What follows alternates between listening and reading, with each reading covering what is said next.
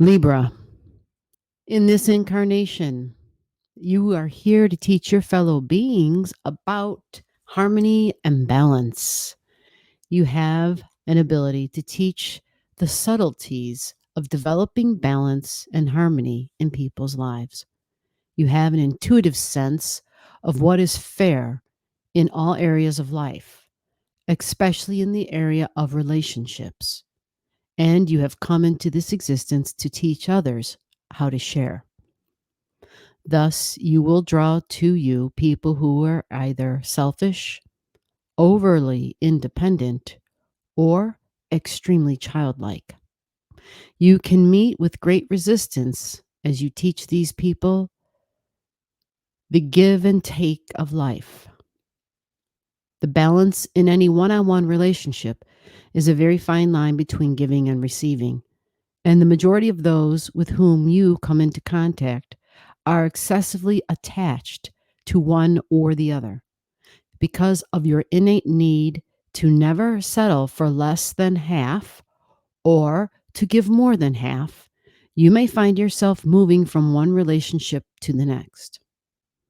You are conscious of having two separate needs: to share half of yourself in a relationship and to keep half of yourself wholly to yourself.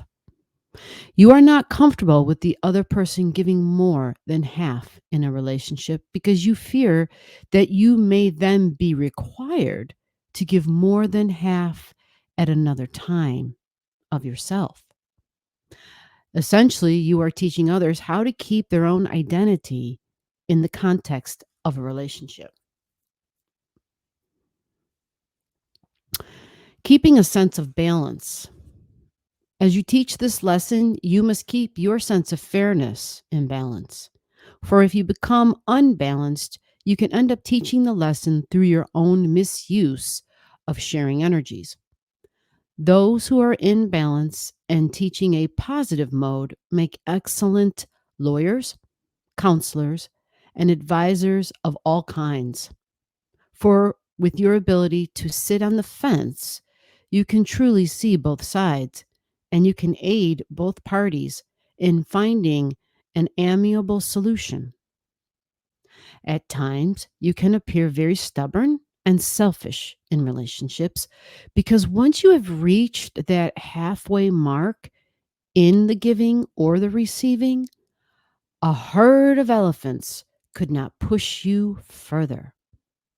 In relationships, once you feel that your partner is not coming up with his or her fair share of giving, you begin to lose interest. You will give generously in a primary relationship, but once you feel the other person is asking you to cross the line of fairness, your attentions leave the relationship. You always have an ongoing relationship, and if your partner does not share fairly with you, you simply begin sharing with someone else. In this situation, you teach the value of sharing through removing yourself physically and or emotionally from that relationship. Self-defined fairness. Through sensitive communication, others may be able to coax you into explaining the reasons for any of your decisions in life, even after you have reached the point of anger. When angered, however, you can be almost warlike, and if you were a general plotting a strategy. I'm going to repeat that. When angered, however, you can be almost warlike, as if you were a general plotting a strategy. Before you will walk away from any relationship, you will use whatever means possible to show others just how unfair they have been. This can include treating them as unfairly as they have treated you. Sharing every part of your life with one other person is your ideal. But when that's not possible, you will not compromise your need for fair play. You're able and capable of segmenting the different areas of your life. For instance, you're capable of staying within a marriage relationship for financial reasons only, partaking and sharing in the financial end of it so things will remain fair for both parties. Simultaneously, you're capable of taking the loving side of yourself and sharing it outside of that relationship. Monogamy is your ideal, but it is not your motivation.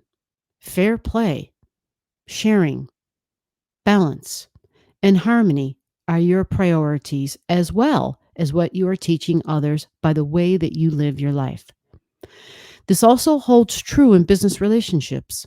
If you have made a commitment to a business deal that is not meeting your financial needs, you will follow through with this commitment but make future investments somewhere else.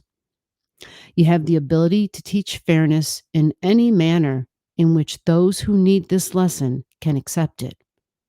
If people who give too much draw you into their lives, you will take until they realize that, hey, this isn't fair. If they are the type of people who take too much, you will also say, hey, this is not fair. Whichever role you feel you must play, the lesson is taught.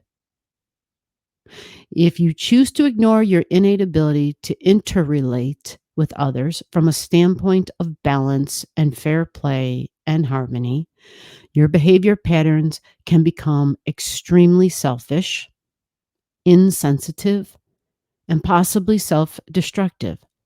You can give off an energy that repels people from becoming involved with you due to your unwillingness to share any part of yourself.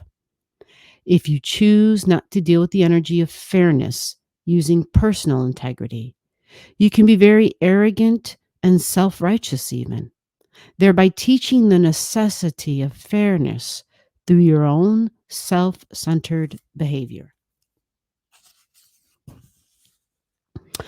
Teaching the value of sharing on a multitude of levels. You teach that when we give up our need for self-containment and come out of ourselves, we double our capacities. In sharing our thought processes with others, we gain additional resources and we learn to value their input. In sharing our finances, we double our financial strength. You have an innate understanding of the need to band together and do more sharing. And you have the ability to bring people together who are of value in one another's lives. You help to show those around you the value of teaming up. Being extremely adept at recognizing when a merger is advantageous to both parties in business, friendship, and romance, you make an excellent marriage counselor, business consultant, or matchmaker. Those who accept the energy of the Libra solar eclipse have learned to master the fine art of communication. They understand its importance and the value of negotiation and teach this through their own communicative skills. Whether in business deals, intimate relationships, or the give and take of friendships, they teach others the most valuable part of communication: getting another's perspective on their problems. By bringing issues of concern out of the self, people can be detached from their emotional influences, and this is very helpful in making intelligent decisions. You also have the ability to teach others the mirroring technique of seeing themselves through another's eyes. By teaching the interdependency of relationships, you show others the value of relating and the value of keeping their own identity within a relationship. Thus, we learn and grow as individuals and always have something to share with others. If we become overly dependent on a relationship and do not involve ourselves in learning and growing on our own, we have nothing to bring to the relationship, and thereby we've ended the sharing process. You came with this awareness and are sharing it with others. This is also why, in teaching the lesson of relationships, You find it so necessary to keep your individuality, for you intuitively understand that without that, you can teach nothing. Basically, you teach us how to take the other person into account without losing track of ourselves.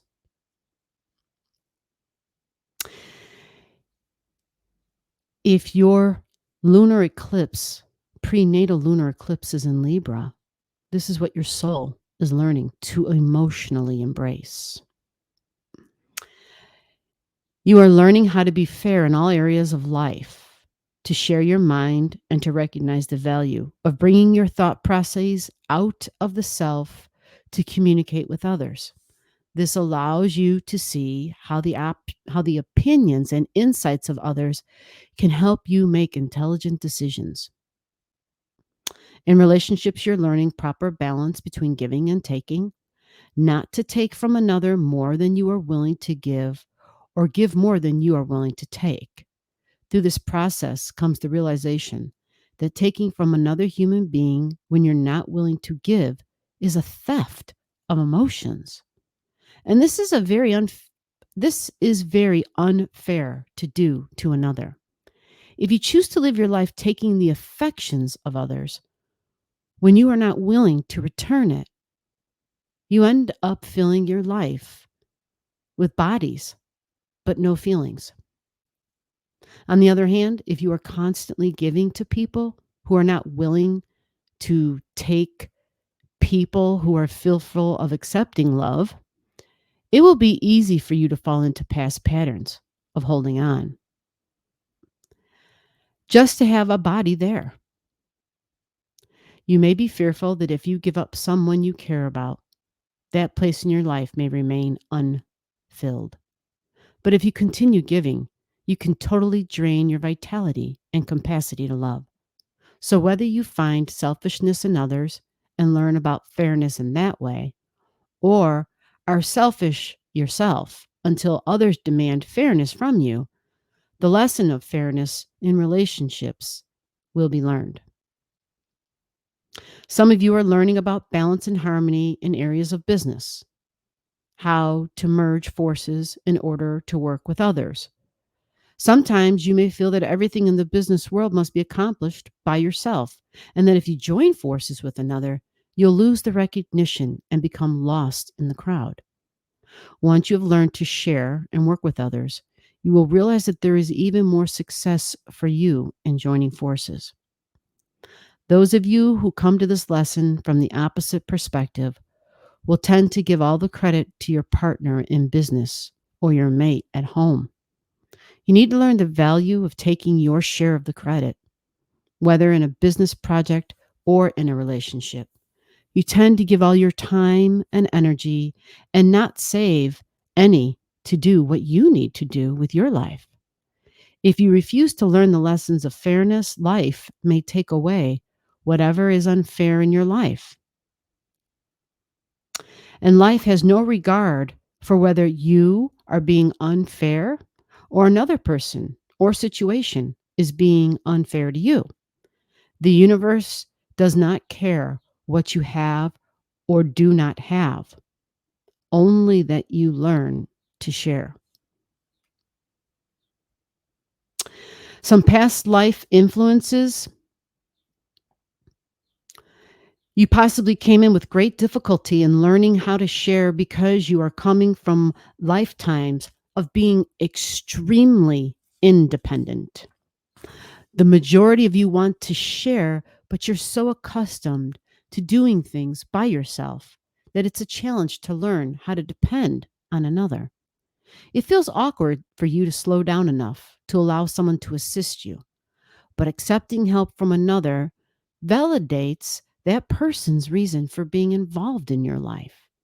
If you continue to go through life being so self-contained, those around you will feel no need to be with you. Slow down and allow others to participate in your life, or you will walk through life feeling lonely and keeping yourself from the very thing you promised to learn in this lifetime: relating with others and finding harmony within relationships. Reaching this point of balance within yourself and recognizing value in your partner are prerequisites for you to be able to have a partner in any area of your life. Your independent attitude comes from a previous existence of just going after what you wanted, walking through other people's territories with no regard for others. You need to learn the social graces, including tact, sensitivity, and consideration, because yours is a raw, emotional gut instinct. If you ignore your need for relationships, one of two things can happen in the old age. You can be lonely and feel a sense of incompletion, or you can become totally dependent as a last chance to learn the lesson of allowing others to assist you. In all areas of your life, you're learning to develop a balanced sense of commitment. You can be so insistent on moving forward that you forget about previous commitments, or you can be so tied into commitment that you're unable to function without one. Here again, the balance and fairness are the operative words. Commitment, whether it be by the spoken word or legal contract, can be a sore spot until the concept of responsibility is accepted and demanded. You need to keep the commitments you have made and to demand that others keep their commitments to you. By being aware of the need for all involved to keep their promises, you are freed to interrelate in a positive way.